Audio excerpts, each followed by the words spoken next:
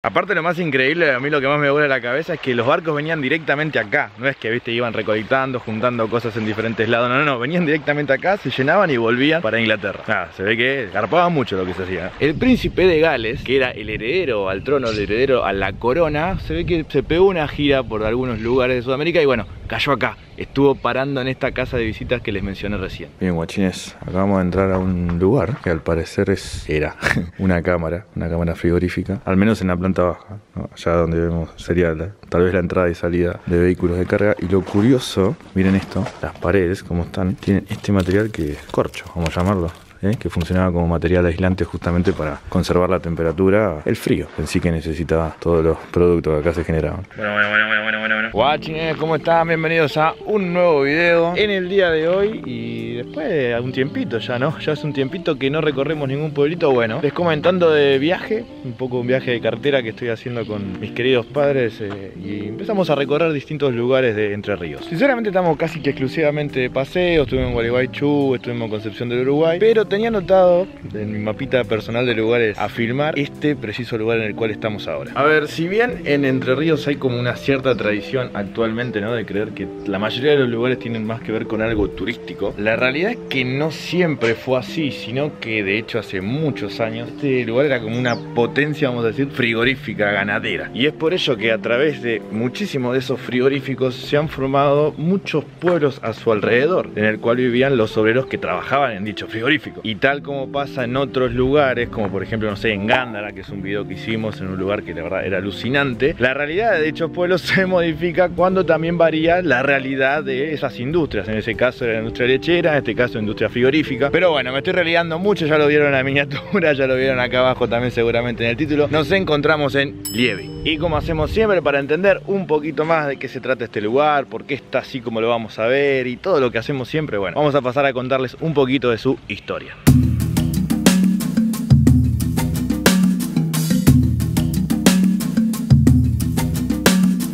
Ok, vamos a hacer algunas aclaraciones. Lo de la diferencia de largo de pelo seguro lo notaron en el video anterior. Pero bueno, les explico los nuevos, que este tramo en el cual les voy a contar la historia lo estoy grabando después de haber ido al lugar, por eso van a notar esa diferencia un poco desprolija. Segundo, para los que siguen el canal hace ya un tiempo habrán notado un poquito, ¿no?, la diferencia en el cambio de color, por lo menos de fondo del estudio. Y es porque justamente estoy grabando en otro lado. ¿Por qué? Porque puedo. Nada, mentira, me he mudado y he tenido otros cambios que si quieren algún día en algún video aparte les cuento tal vez un poquito más en detalle. Tercero, si sos vegetariano o vegano, probablemente este video no te agrade mucho, o te genere impresión o hasta inclusive bronca. La idea del video en sí no es justificar la actividad o la industria de la carne, sino más que nada documentarla, para que podamos ver y analizar las consecuencias que tuvo tanto en Liebig como en otros pueblos. Dicho todo esto, podemos decir que la cosa empieza más o menos así. Si nos vamos a los primeros pobladores de esta zona, no podemos dejar de mencionar a los charrúas. En realidad se menciona no muy específicamente a varios pueblos originarios, pero bueno, luego se los englobó a todos como los charrúas. Lógicamente, como la mayoría sabemos, llegaron los años de la conquista de los españoles y de otros europeos. Por supuesto también pasaron los tiempos de liberación e independencia de estos muchachos, y fiel a nuestras costumbres también comenzaron los conflictos internos. También hay que contar que durante todos esos años, mientras el país extendía sus territorios, lo que se extendía también era la repartija de tierras en unos pocos terratenientes, los cuales al tener grandes superficies aprovecharon esto para crear y acrecentar uno de los principales negocios que iban a tener en estas épocas: el negocio ganadero. A ver, tener vacas por tener no es un negocio en sí, por lo que lo aprovechable de la situación básicamente era o tener vacas para venderlas o comprar vacas para procesar su carne y venderla también. Una mejora de esta segunda etapa de negocios eran los denominados saladeros. Un poco por el nombre se darán cuenta de qué se trata. Lo que se hacía básicamente era salar la carne, la cual estaba cortada en trozos. ¿Para qué? Para que se conserve en el tiempo sin descomponerse y de esa manera poder ser vendida a lugares más lejanos. Aunque también hay que decir que la cantidad de productos que se podía vender o generar en estos saladeros no era tanto. Principalmente lo que se vendía eran cueros, tasajo y charqui, que si bien se vendían bastante, no eran productos o cortes de los cuales también vendían en grandes cantidades o en producciones parecidas a las de hoy en día. Recordemos que no existían los barcos frigoríficos como tales, sino que recién en el año 1876 aparecería el primero, igual tardarían un poquito más en llegar y hacerse populares. Por lo que los saladeros, a pesar de sus dificultades y conflictos de intereses que no vale la pena mencionar en este caso, eran un tipo de industria que se daba bastante bien en diferentes puntos del país, sobre todo en sitios donde había ríos de gran caudal, lo cual permitía una buena conectividad para poder transportar por barco estos productos que mencioné antes. ¿Y por qué les conté todo esto? Primero, porque puedo. Segundo, Francia. Tercero, para contarles un poquito sobre este asunto. Y cuarto, para decirles también que en el lugar que vamos a pisar en un ratito, donde actualmente hay un pueblo, en el año 1863 solamente había un par de ranchos y un saladero de charque. El saladero era de Apolinario, tremendo nombre, Benítez, un banquero de Gualeguaychú que estaba casado con Carmen de Alvear, que era la hermana mayor de Marcelo T. de Alvear. Nada, dato. Al parecer al saladero le iba bastante piola, por lo que empezó a generar en sus alrededores un pequeño poblado, pero también a cautivar los intereses de capitales extranjeros. El primer comprador fue un irlandés de apellido O'Connor, el cual lo amplió y lo bautizó como Colón, en clara referencia al departamento en el cual se encontraba instalado. Pero en el año 1903 lo iba a comprar la denominada Liebig Extract of Meat Company, tremendo inglés. ¿Para qué? Para desarrollar un novedoso producto llamado extracto de carne. ¿Qué es el extracto de carne y quién carajos es Liebig? Es algo que les voy a explicar ahora, pero primero necesitamos ir un poquito para atrás. Just von Liebig fue un químico alemán nacido en 1803, conocido principalmente por ser uno de los pioneros de la química orgánica, aplicando muchos de sus conocimientos a la biología y a la agricultura. Entre tantos descubrimientos valiosos que tuvo, nosotros nos vamos a concentrar en uno que fue publicado en diferentes revistas científicas durante la década de 1840, el denominado extracto de carne, pero también más adelante conocido como corned beef. El proceso químico que descubrió don Liebig en sí fue que tratando la carne en salmuera, que básicamente es agua con sal, y después hirviéndola en vinagre a fuego lento, se lograba reducir más de 30 kilogramos de carne a un solo kilogramo, sin destruir sus proteínas. A ver, razonemos esto. Vos comías 1 kilogramo de corned beef en un lapso de tiempo, no todo de una, y adquirías las proteínas de 30 kilos de carne. Desde el punto de vista alimenticio, la verdad que parece un descubrimiento bastante zarpado, pero la complicación para los que la descubrieron era del tipo económica. Les era poco rentable, dado que necesitaban muchos kilos de carne. Al parecer las vaquitas en Europa no se hallaban tanto y les salían bastante caras. En el año 1861, un ingeniero alemán llamado Georg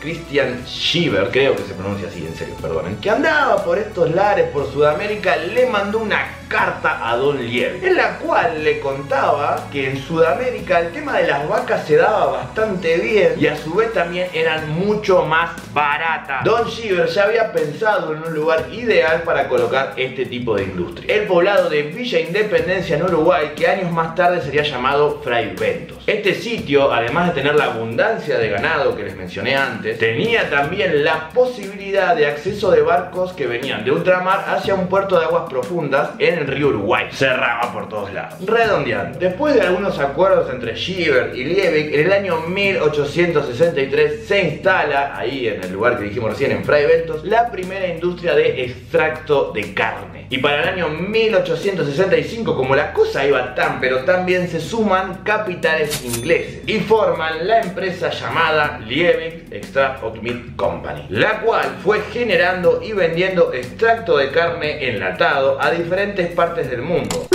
Looks gorgeous. Excellent, darling. You're improving. Told you so. Fray Bentos Steak and Kidney Farm.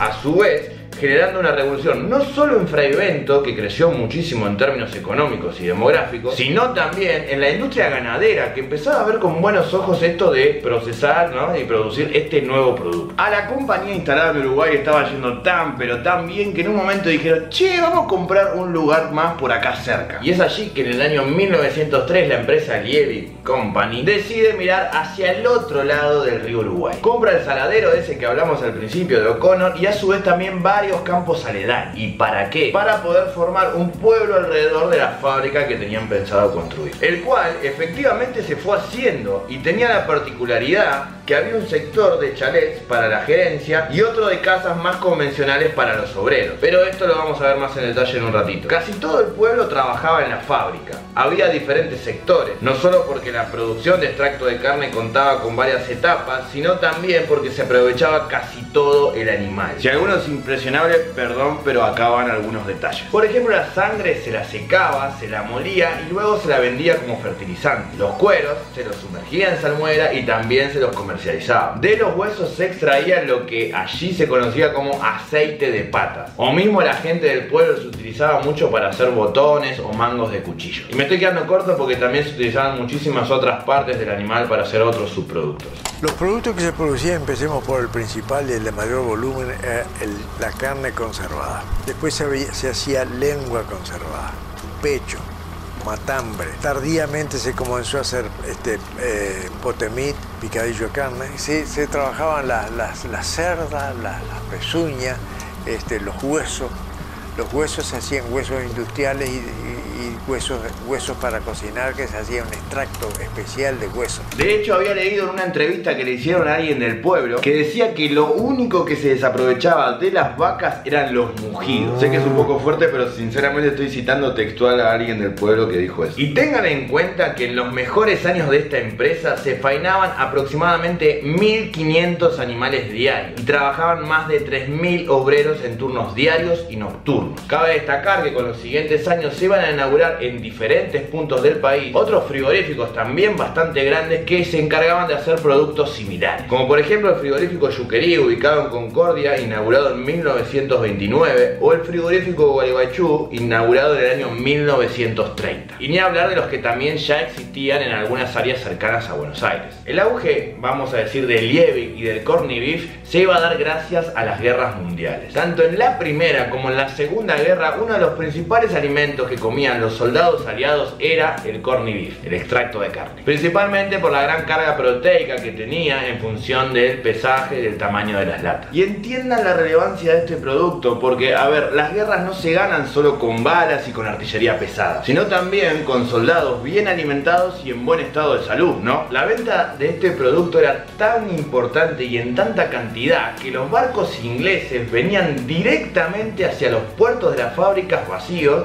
se llenaban allí y luego se iban directamente también de vuelta hacia Inglaterra. Viendo algunos documentales sobre la historia del frigorífico ubicado en Fray Bentos, comentaban que hasta inclusive los nazis habían hundido algunos de los barcos que transportaban estos alimentos hacia Inglaterra, como para que se entienda la relevancia también que tenían hechos históricos y que tal vez nosotros sentimos que no estamos tan conectados con eso. Por ahí creemos que no está tan conectado con el lugar de donde son. En fin, con las guerras ya terminadas, con los avances tecnológicos, con los cambios alimenticios que iba teniendo también las personas, y a su vez también con las nuevas normas sanitarias y económicas que iba teniendo la Unión Europea para proteger a sus productores, fueron haciendo que las ventas se disminuyeran considerablemente, no solo en la fábrica Liebig, sino en la gran mayoría de los frigoríficos, a punto tal que en la década del 70 en la fábrica comenzó a haber despidos masivos, a punto tal ya de llegar a la suspensión de actividades. Luego, una empresa competidora comandada por la familia Wiesenthal compra la fábrica como para reactivarla, pero con el correr de los años lo único que hizo fue estirar su agonía. Nuevamente comenzó a hacer despidos, a vender inmobiliario, etcétera, etcétera. Y ya para el año 1980 cerró definitivamente. El pueblo actualmente se mantiene. Mucha gente que ha trabajado en la fábrica sigue viviendo allí, teniendo una población actual que supera las 2000 personas, lo cual también le permitió en el año 2019 ser declarado como municipio. Respecto a las instalaciones de la fábrica, uno de los herederos está interesado en hacer una especie de proyecto turístico-cultural con visitas guiadas que actualmente ya se están haciendo, pero también con la idea de a futuro hacer un polo gastronómico, shows en vivo, etcétera, etcétera, que en definitiva es algo bastante similar que pasó en otros pueblos que hemos visitado con el canal. Para los que lo siguen habrán visto otros lugares que pasan ciertas cosas similares. Como siempre pasa que hay gente que está de acuerdo porque esto de alguna manera aumenta la actividad económica, y otros también que no, porque esto rompe bastante con la armonía y la tranquilidad que suelen tener estos lugares. Y cada uno tendrá su opinión o justificación que seguramente, si son del lugar la volverá totalmente válida. Veremos qué depara el futuro para este hermoso lugar. Ojalá sea lo mejor. Antes de ir a visitarlo, los molesto un segundito más pidiéndole por favor que le den like al video, que eso ayuda un montón. Que se suscriban si es la primera vez que ven este tipo de contenidos o un contenido de mi canal. Que activen la campanita también para que les avise sobre el próximo video. Y si están recopados, mírense los 80 videos previos que hice y que bueno, que hablan un poquito sobre estos asuntos. Ahora sí, guachines, nos vamos para Liebig. Ojalá les guste. Guachines, espero que todo ese contexto les haya servido para entender un poquito más el por qué existe este lugar, por qué está así actualmente. Y bueno, también que podamos imaginar tal vez qué puede llegar a pasar a futuro también con este lugar, ¿por qué no? Si bien la gran mayoría de la historia, como les conté, se centra en lo que se ve un poquito allá a lo lejos, que es la entrada en sí de la fábrica, la idea también es mostrar un poquito el pueblo o alguna que otra curiosidad, ¿no? Particularidad que tenga. Como por ejemplo, esto que estamos viendo acá, es como una entrada al balneario municipal en sí que tiene este lugar. No nos olvidemos la preponderancia y también la importancia que tiene en sí el río Uruguay para muchísimos de estos lugares, ¿no? Estos frigoríficos que les mencioné, pero bueno, principalmente para este, el de Liebig, que es el que estuvimos hablando.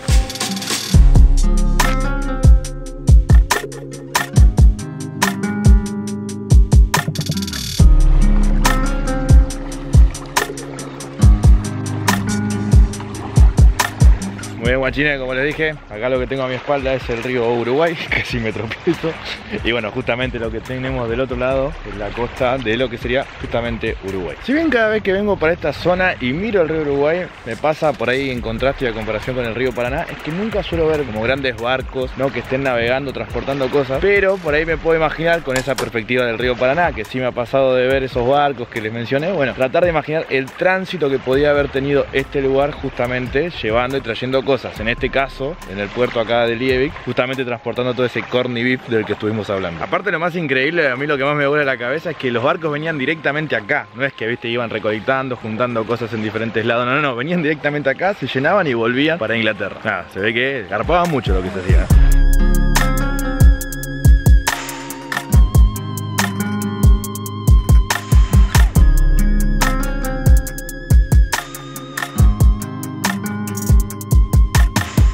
Un detalle que estuve averiguando y que me llamó bastante la atención es que, como están viendo, no sé si allá se nota a lo lejos, ahí está la fábrica, ¿no? Perfecto. En la cercanía de la fábrica se podría decir que, al menos antiguamente, era como la parte más alta en sí. ¿Y qué tenía de peculiar eso? Que en las zonas más altas justamente se ubicaban las residencias o los alojamientos en sí de la gente que tenía una clase social más alta justamente también. Obviamente, como eran esos casos, era toda la gerencia y jerarquía inglesa que venía, ¿no? Justamente a comandar en sí esta fábrica, frigorífico o como quieran llamarle, industria, vamos a decir. Y si mis averiguaciones no fueron erradas, eso que se ve allí le decían la casa de visitas. Justamente estaba muy cerquita allá está la fábrica, acá estaba la casa de visitas. La verdad está un poco incómodo, ¿no? Poder verlo desde acá porque tiene como una bajadita, pero bueno, si encuentro alguna imagen va a estar apareciendo y tiene una historia bastante peculiar, o por lo menos, qué sé yo, me llamó la atención. No sé si alguno vio por casualidad The Crown, y justo bueno, en estos meses que está todo medio revolucionado con el asunto de la corona inglesa, bueno, por ahí a algunos no les interesa, por ahí a otros sí, pero bueno, pasó lo siguiente. El príncipe de Gales, que era el heredero al trono, el heredero a la corona, se ve que se pegó una gira por algunos lugares de Sudamérica y bueno, cayó acá. Estuvo parando en esta casa de visitas que les mencioné recién. Ese príncipe de Gales fue el que después abdicó al trono. No sé si se acuerdan, porque se quería casar con una norteamericana. Hubo unos ciertos quilombos ahí bastante interesantes que tienen más tinte de chimento que otra cosa. Pero bueno, cuestión que el chabón abdicó al trono y bueno, le dejó, por así decir, el trono a su hermano, que después tuvo una hija que fue la reina Isabel II. Más bueno como para que entiendan y asocien un poquito quiénes son los personajes. Pero bueno, eso habla fuertemente también de los vínculos que tenía obviamente la sociedad o la aristocracia inglesa con este tipo de lugares. Bueno, aparte también de toda esta puesta en valor que se está haciendo con este lugar en sí, lo que estamos viendo acá es el antiguo correo y la idea justamente es ponerlo en valor, hacer un museo y la futura oficina de turismo. Miren, quiero que vean las arquitecturas que hay tal vez en la cercanía a la fábrica. Justamente en todos estos lugares solían estar, ya lo que les dije antes, la cosa más jerárquica, en resumen, los ingleses. Yo siempre hago esto de firmarle las puertas hasta inclusive un poquito adentro de las casas, pero a veces me olvido que vive gente actualmente. Ya, voy a ligar algo y bien merecido lo voy a tener.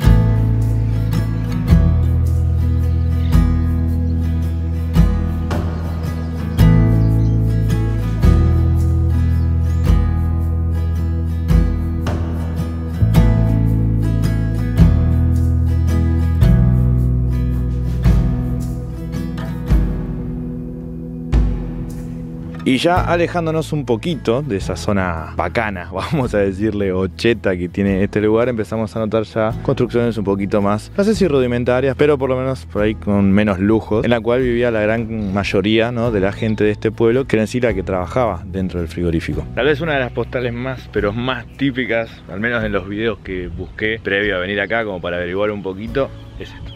¿Y qué es precisamente esto? Vamos a decir una especie de monumento a la savia vital que tuvo este pueblo, ¿no?, en tiempos anteriores. Sería una lata, ¿no?, de carne en conserva, o sí, de carne enlatada, un corned beef. Corned beef, lo que estuvimos tanto hablando, corned beef. Un poquito a modelo a escala, ahí donde se ven obviamente el nombre en sí de la marca, pero también el nombre del pueblo. Acá una imagen de cómo era la carne en ese momento, ¿no?, cómo salía en sí de la lata. Y acá tenemos producto de Argentina. La misma está ubicada, se podría decir, en una especie de plaza principal, que por ahí no cumple un poco, ¿no?, la logia que suele tener, donde está el municipio, la iglesia y eso. Bueno, la iglesia ya está. Esa iglesia también data de hace bastantes años, que está en este lugar. Y a su vez también esta plaza, que tiene este monumento que les mencioné recién también, sería como un epicentro, porque también la fábrica está cerquita, todas las calles de alguna manera se unen con esta placita. Así que bueno, sea para donde sea que estén yendo en este pequeño pueblo, seguramente se terminen chocando con esta placita y se pueden sacar tal vez una fotito acá, como suele hacer la gran mayoría de la gente que viene. Como les conté anteriormente, en la fábrica se hacen visitas guiadas, pero desgraciadamente el día que nosotros pasamos no había. De todas maneras, acá les dejo el Instagram del lugar para que ustedes puedan contactarse y puedan visitarla. Como tenía todavía manija de poder conocer el lugar y verlo por dentro, intenté también buscar una solución alternativa.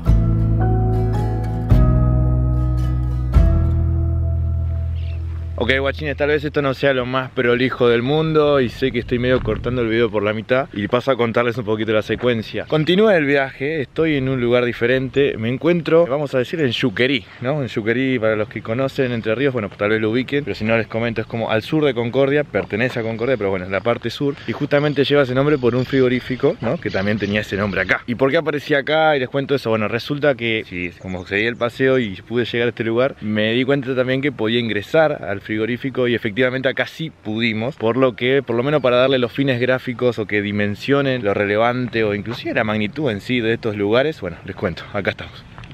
Frigorífico, Yuquerí. Al parecer el predio actualmente está como dividido, todo esto pertenecía, no era todo lo mismo, pero bueno, hoy día se ve ahí que hay una especie de alambrado y incluso allá como partes nuevas pintadas, pero bueno, era todo lo mismo, ¿no?, como para que tengan dimensiones. Y fíjense, todo eso que se ve ahí es la manga por donde subían los animales, como suele pasar con todos estos lugares abandonados, justamente, ¿no? Se notan mucho paredes sin piso porque se habrán venido abajo, pero a ver, estamos hablando de 1, 2, 3, 4, sí, 5 pisos, o sea, estamos hablando de un edificio de 5 pisos y esto tiene más de casi, sí, más de 100 metros. De hecho ya hay otros predios, o sea, la verdad sinceramente no sé exactamente qué son. Alguien que haya trabajado en estos lugares podrá darnos algún tipo de detalle, pero allá, por ejemplo, ves, se ven más edificios. Allá está unas tolvas que estuvimos viendo recién, que seguramente eran para cargar algún tipo de material en camiones. Todo este lugar medio abierto, se ven algunas edificaciones acá también. Así que en función un poquito de las dimensiones que están viendo, también dimensionen la cantidad de personas que eran necesarias que trabajen en estos lugares, por ende la cantidad de familias que comían gracias a estos lugares. A ver, obviamente la industria ganadera o alimenticia en función de la carne hoy día está muy cuestionada, e inclusive hicimos un video hace poco que tenía que ver con los humedales, que tenía que ver con eso y cómo afecta no solamente a la gente sino también a esos mismos animales. También tengamos en cuenta todo el trasfondo que hubo históricamente por eso, detrás de eso justamente, ¿no?, con la cantidad de familias que vivían, los pueblos que se han generado a través de eso, etcétera, etcétera.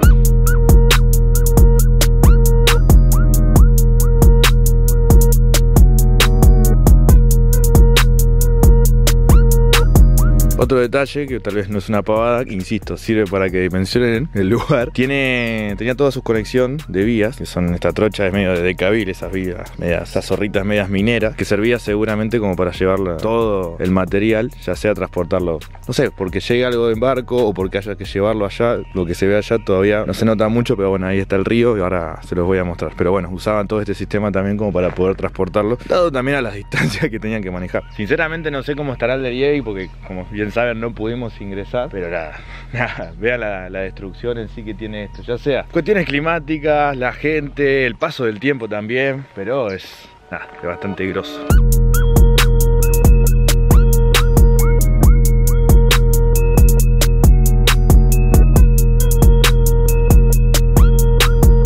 Con el dron intenté mostrarles también, cuando estuvimos hablando un poquito del río, ¿no?, que es este río, famoso río Uruguay, el muelle donde atracaban justamente los barcos, pero no me pude acercar tanto como para poder también explayarles, ¿no? Y hacerles sentir, o hacerles justicia por lo menos con la cámara de lo importante que se ve. Bueno, acá estamos un poquito más cerca y está un poquito, se podría decir, más entero también. Ese es el tamaño entero en sí que tenían los barcos, atracaban ahí y automáticamente llevaban una de dos, o insumos para allá o traían los mismos materiales, toda la carne envasada directamente hacia los barcos. Y acá, para donde sea que quieran ir, ¿no?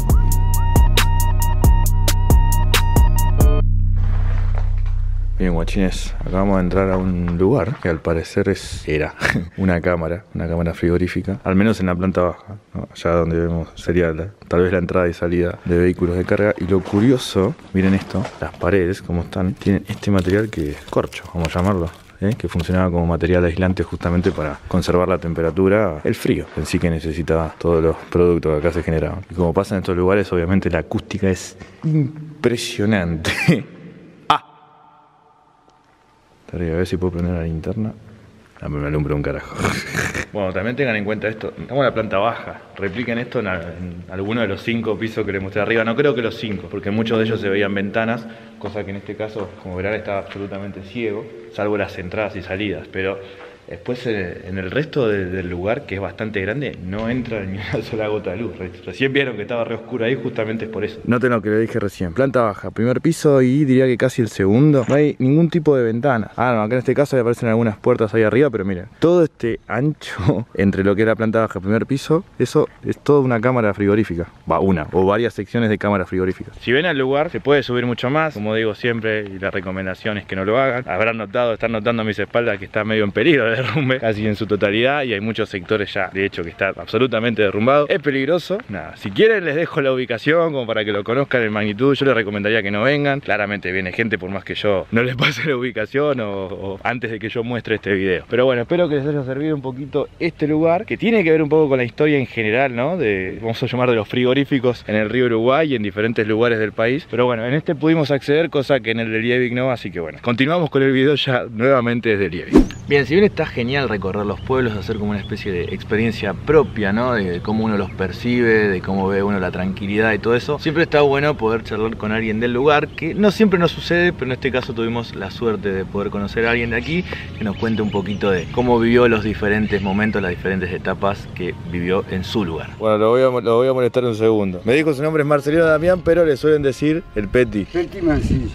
El Peti. ¿Y hace cuánto que vive acá? 50 y pico de años. 50 y pico de años. Sí. Yo estoy haciendo un video que por ahí trata un poco exclusivamente de la historia, pero bueno, que tiene muchísimo que ver con el frigorífico, ¿no?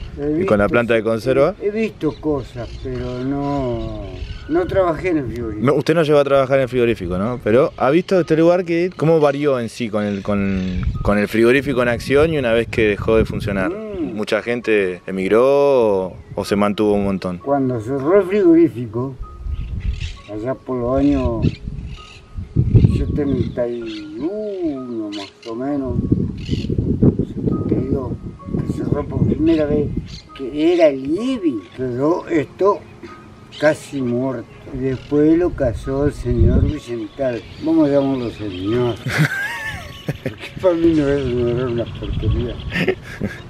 Así nomás te digo. Y ahí resurgió un poquito de vuelta. Y ahora lo acabó todo. Claro. Yo quisiera que te permitan entrar, sí, y filmen los departamentos, cómo están. No están como... No hay nada. No hay nada. Los motores, todos los compresores, todos los han sacado. Claro. Y a pesar de que mucha gente se ha ido y que el pueblo ha mermado, ¿no? Un poco en actividad, ¿qué es lo que hace que usted hoy día se quede aquí? Supongo que bueno, usted de toda la vida acá, pero ¿por qué no tomó la misma decisión que tal vez otras personas? No, yo fui pescador. Ajá. Me dediqué toda la vida a la pesca. Y bueno, pesqué hasta los 80 y pico, que se empezó con ese tema de, como este peso que no valía nada acá. Entonces dije no vale la pena. Ahí dejé la pesca un tiempo. Claro. Pero después me dediqué a carpir, hacer otras cosas. Y estuve viendo que están queriendo darle como una especie de auge más turístico al lugar, como atraer un poco al turismo. ¿Qué opina en sí de eso? Suele pasar a veces en otros lados que el movimiento turístico atrae justamente más movimiento y no necesariamente de gente que cuida bien los lugares. Y entonces... Yo vine acá y he visto, o veo tal vez por la tele así, los lugares turísticos. Para mí no son, porque mucha gente, acá también viene mucha gente, pero cuidado, acá está todo controlado. Claro. Está todo controlado. Donde hay una irregularidad, ahí estoy presente. Muy bien, cuidando su lugar. Cuidando el club es nuestro. El club me dio mucho. Levi me aceptó, o yo me quedé, no sé cómo fue la cosa, ¿viste? Pero yo vivía en el monte. Si te cuento mi historia, no termino más. Yo vivía en el monte, era pescador, te dije, y después sí, empecé a hacer amistades acá, me hice de muchos amigos que hoy no están. Hoy no están. Buenos amigos. Creo que el último que queda soy yo, pero siempre en la misma línea. Digo, la línea de cuidar el club, ver un montón de cosas. ¿Cuántos años tiene? 75. 75, ¿y hace cuánto está acá? 50 y... 52. 52. Más o menos, no recuerdo bien, pero más o menos de 52 años. Muchísimas gracias por contarnos un poquito. Bueno, en mi caso... No lo molesto más, vaya tranquilo. Ok, guachines, como pasa en cada lugar al que vamos, por más grande o pequeño que sea, siempre queda algo afuera, ¿no? Que mostrar o que contar. Pero lo genial está en que ustedes vengan también y completen en sí lo que yo no pude mostrarles en el video. Así que bueno, los invito a venir a este lugar. Como les digo, siempre cuídenlo, traten de mantener el espíritu en sí que este lugar tiene, ya sea en tranquilidad, en limpieza, en lo que sea. Bueno, afecten lo menos posible, por favor, no lo afecten, déjenlo como estaba. Pero bueno, traten de visitar, conocer, empaparse de las cosas positivas que pueda llegar a inculcarles, ¿no? Cada sitio al que van. Por mi parte, yo continúo mi viaje ahí con mis viejos, que no se los mostré, algún día aparecerán en algún video. Ya han aparecido en videos muy antiguos, pero en este tipo así de viajes nunca han aparecido. Pero bueno, algún día se los presentaré más oficialmente. Y nada, los invito a hacer lo que hacemos siempre. Si quieren, denle like al video, suscríbanse, activen la campanita, comenten todo lo que les pareció este lugar, cualquier inquietud o duda que tengan. La ubicación se las voy a estar dejando también en la descripción. Y si quieren colaborar económicamente con el canal, está Cafecito App ahí, para que ustedes puedan ahí a través de Mercado Pago donar algo como para poder solventar todo este tipo de travesías y viajes. Así que bueno, guachines, nos vemos la próxima. No tengo idea cuándo, no tengo idea dónde, pero sí sabemos bien por qué, porque puedo. Chao.